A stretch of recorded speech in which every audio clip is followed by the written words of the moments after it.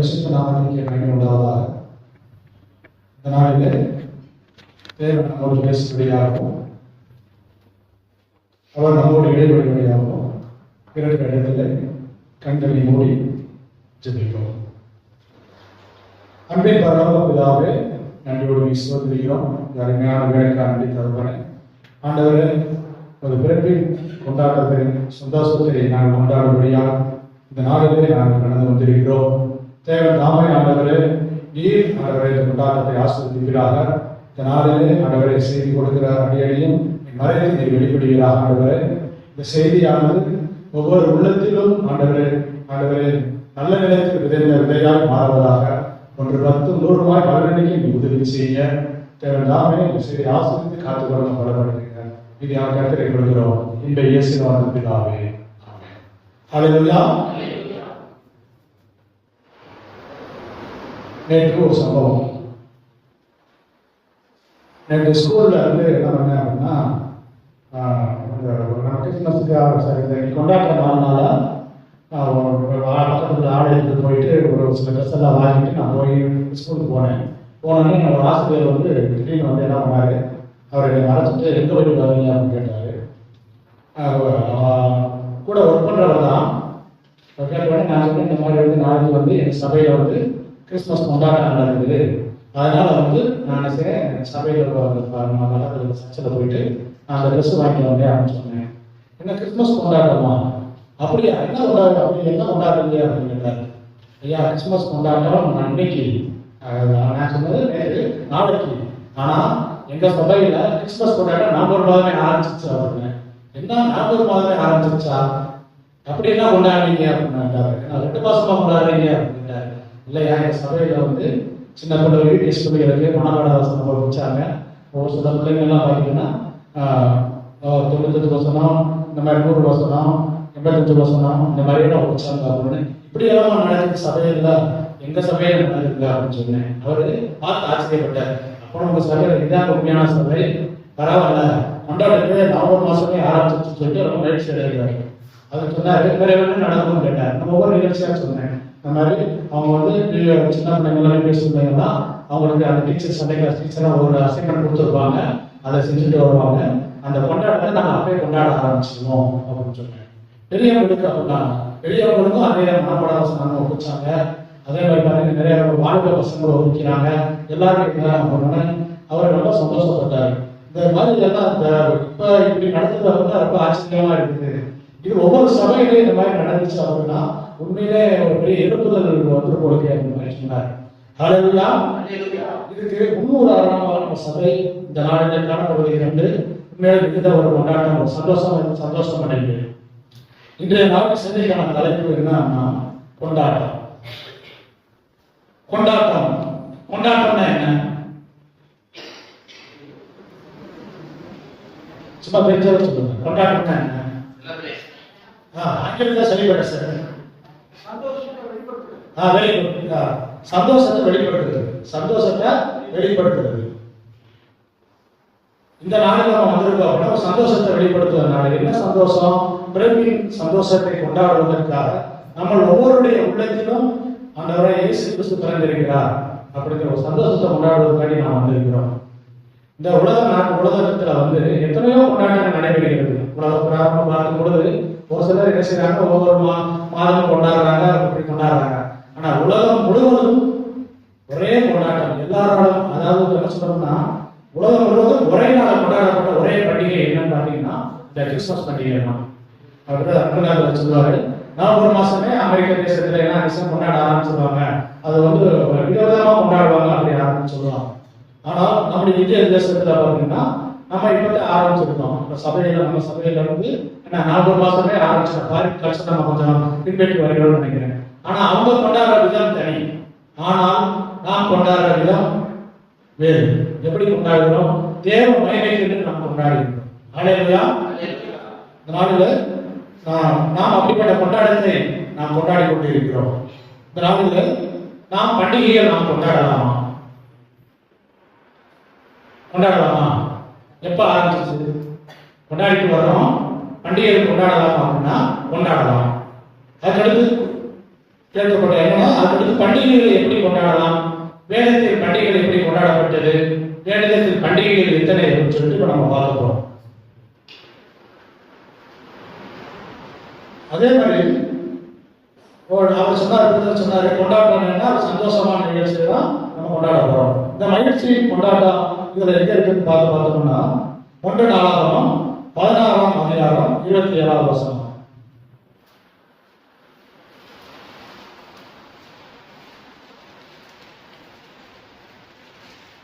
மகிமையும் பணமும் அவர் சமூகத்தில் இருக்கிறது, வல்லமை மகிழ்ச்சியும் அவர் ஸ்தலத்தில் இருக்கிறது.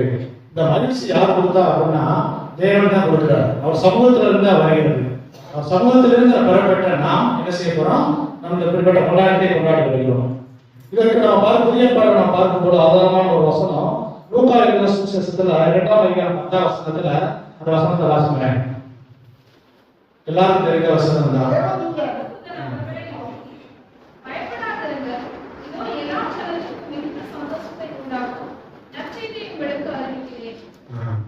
எல்லாருக்கும் என்ன சந்தோஷமான ஒரு நற்செய்தி யார் கொண்டு வரா, தேவதூதர் கொண்டு வராங்க.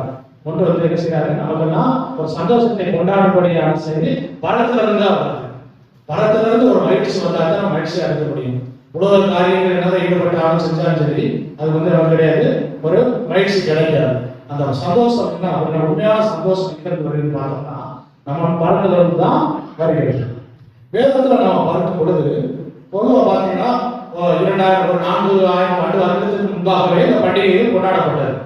பொதுவாக முக்கியமான பண்டிகைகள் என்று எடுத்துக்கொண்டால் பஸ்கா பண்டிகை கொண்டாடப்பட்டது, பெந்தகோஸ்தே பண்டிகை, கூடார பண்டிகை. இந்த வேதத்தில் 3 பண்டிகைகளை என்ன செஞ்சாங்க, கொண்டாடி வந்தார்கள். இந்த வேதத்தின் பண்டிகைகள் எப்போது எப்படி கொண்டாடப்பட்டது என்று பார்க்கும் பொழுது யாத்திராகமம் 5ஆம் அதிகாரம் 1ஆம் வசனத்தை பார்ப்போம்.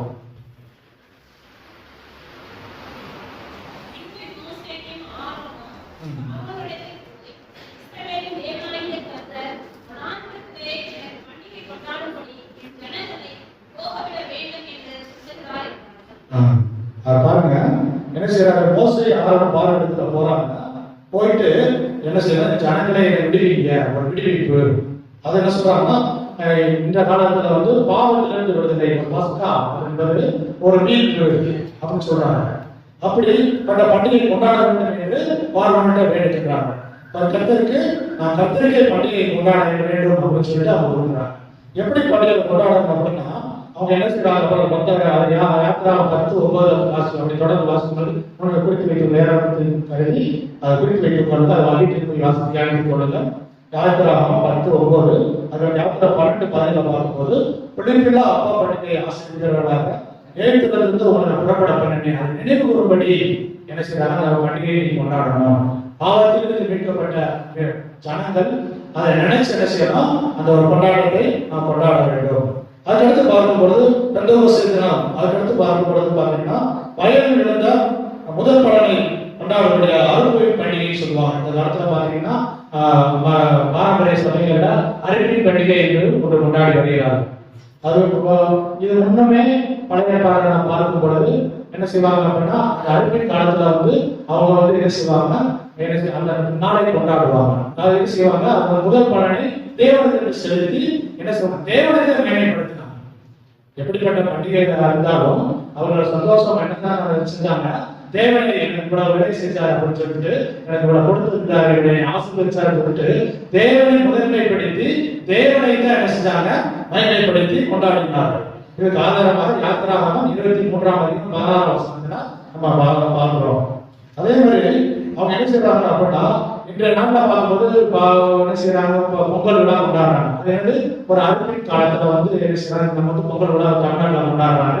அதே மாதிரி வடநாட்டுல அது ஒரு நாளா அவங்க அந்த அறுவடை நாள கொண்டாடுறாங்க. இதே மாதிரி உலக தேசத்துல பாத்தீங்கன்னா அறுவடை நாள அவங்க கொண்டாடிட்டு வர்றாங்க. ஆனா இங்க அப்படியே மாறி மாறி என்ன செய்யறாங்க, குடும்பஸ்தர்கள் அவர்கள் தங்களுக்கு இடையே செஞ்சுட்டு அவங்க அந்த கொண்டாடுறத அவங்க என்ன செஞ்சுறாங்க, இதுல இருந்து ஒரு காப்பிடிச்ச மாதிரி தான் அவங்க மாற்றிக்கிட்டாங்க. கொண்டாட வேண்டியவர்கள் நாம் கொண்டாட வேண்டிய எப்படி கொண்டாட வேண்டும் என்றால் தேவனை மையப்படுத்தி என்ன செய்யணும், நாம் கொண்டாட வேண்டும்.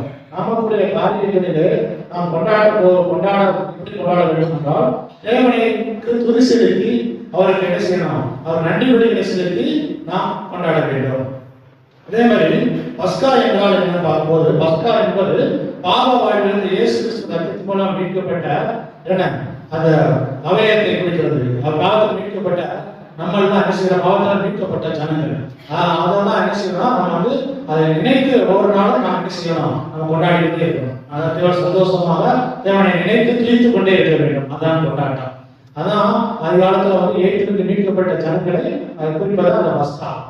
அதுக்கடுத்து பஸ்கா பண்டிகை கொண்டாடுறாங்க. அதுக்கடுத்து பார்க்கும்போது பெந்தெகோஸ்தே என்பது பரிசுத்த ஆவியின் அபிஷேகத்தை பெற்ற ஒரு அனுபவத்தை குறிப்பது.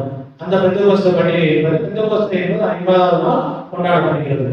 அதுக்கடுத்து கூடார பண்டிகை என்று சொல்லுவாங்க. கூடார பண்டிகை அல்லது அறுப்பின் பண்டிகை அப்படின்னு சொல்லுவாங்க. இது கடைசி காலத்தில் வாழும் நமக்கான இந்த பண்டிகைகள். இது இன்னைக்கு வரைக்கும் நம்ம கொண்டாடிட்டு தான் வரோம். இந்த கொண்டாட்டம் என்பது தேவனை முதன்மைப்படுத்தி தான் நம்ம கொண்டாடிட்டே வரணும். அதே மாதிரி வேதத்துல பண்டிகைகள் எப்படியெல்லாம் கொண்டாடினாங்கன்னு பார்க்கும் பொழுது, நெகேமியாவின் புஸ்தகம் 12ஆம் அதிகாரம் 27ஆம் வசனத்துல பார்க்கும் பொழுது, எருசலேம்ல வந்து அந்த வசனத்தை வாசிப்போம். நெகேமியா 12ஆம் அதிகாரம் 27ஆம் வசனம்.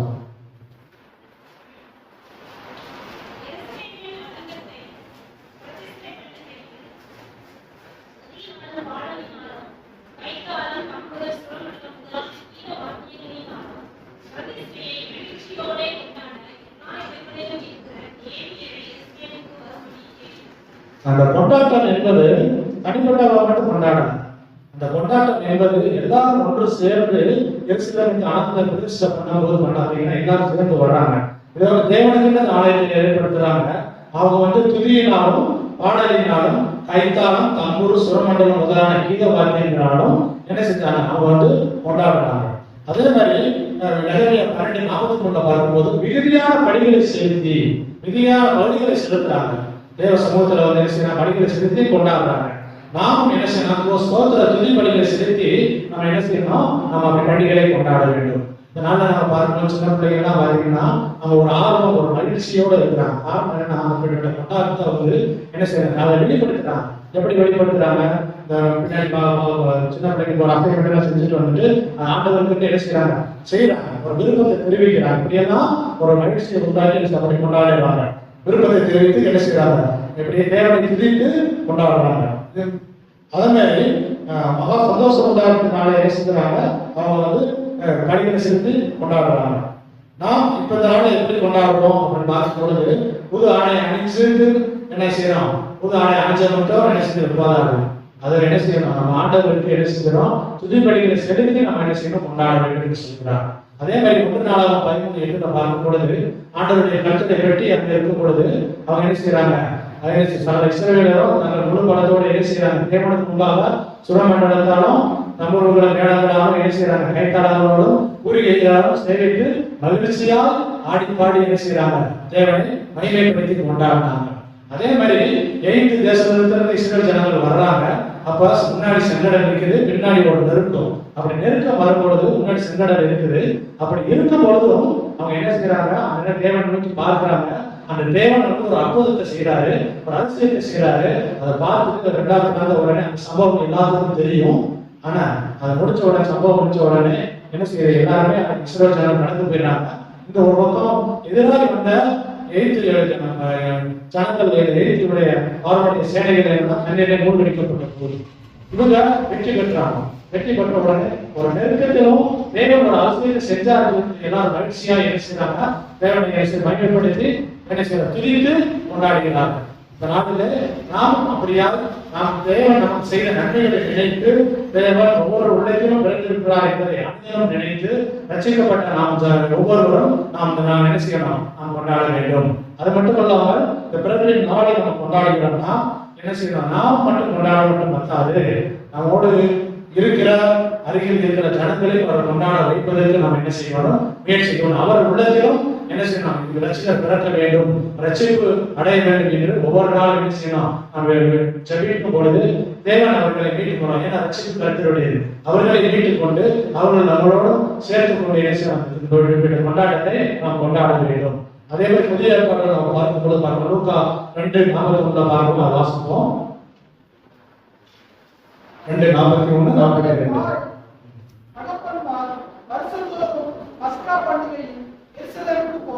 அதை பாருங்க, அவங்க அந்த அப்போ புதிய பாட்டை பார்க்கும்போது இந்த பஸ்கா பண்டிகை கொண்டாடுறதுக்காண்டி போறாங்க. லூக்கா 2:42.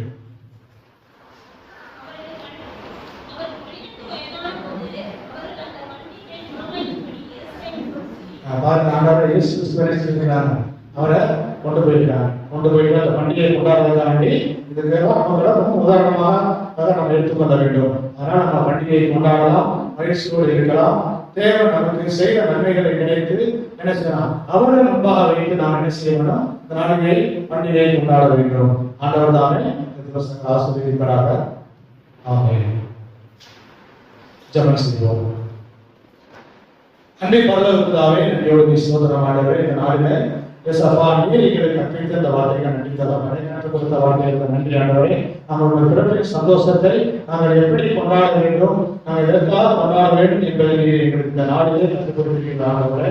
ஏசப்பா நீர் ஆண்டவரே எங்கள் உள்ளத்தில் பிறகு என்பதை நினைத்து ஒவ்வொரு நாளும் நாங்கள் உண்மை துதித்து நீ செய்த நன்மைகளை நாம் நினைத்து கொண்டாடும்படியா எங்கள் உதவி செய்யணும்னா இதுக்கு தடையாக இருக்கிற எல்லா காரியங்களையும் மாற்றி போடுகிற ராஜா, இந்த நாடுகள் இந்த சப்பா ஆண்டுகளை ஏற்பட்ட கொண்டாட்டத்தை கொண்டாடுவதற்கு நீங்கள் அழைத்து வந்ததற்காக நினைத்தப்பனே.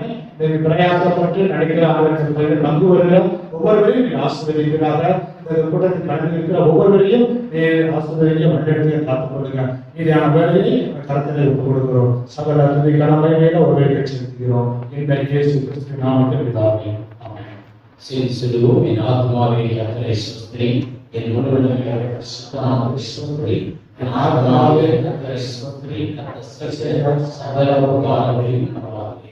ஆமென். நம்முடைய கர்த்தராகிய இயேசு கிறிஸ்துவின் கிருபையும் பிதாவாகிய தேவனுடைய அன்பும் பரிசுத்த ஆவியின் அன்பின் ஐக்கியமும் சமாதானம் சந்தோஷம் நம்மளோடு கூட இன்று நின்று சதா காலம் உண்டாயிருப்பதாக. ஆமென். அல்லேலூயா, அல்லேலூயா, அல்லேலூயா. 10 மணி